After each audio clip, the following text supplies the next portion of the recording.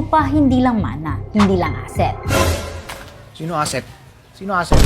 Tulog pa rin ba ang lupa mo na dapat nagbibigay na ng income sa'yo? Maraming property owners ang may lupa, pero hanggang ngayon, bakante pa rin. Walang kita, walang plano, walang malinaw na direksyon. Pero alam mo ba, ang lupa hindi lang mana, hindi lang asset. Pwede siyang maging income-generating property gaya ng apartment, commercial space, rental units, or mixed-use building. Pero ang problema, maraming natatakot magsimula kasi iniisip nila baka malugi sila. Baka hindi kayanin ng budget.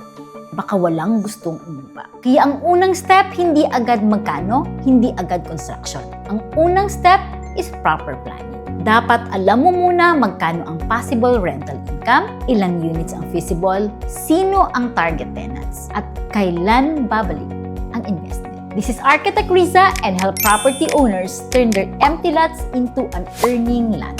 Sa Dream Archon, hindi lang kami gumagawa ng drawing. Tinutulungan ka naming makita kung paano pwedeng kumita ang lupa mo through smart design, feasibility planning, and purposeful building. Kasi sayang naman kung gising ka nang naghahanap ng income pero tulog pa rin ang lupa.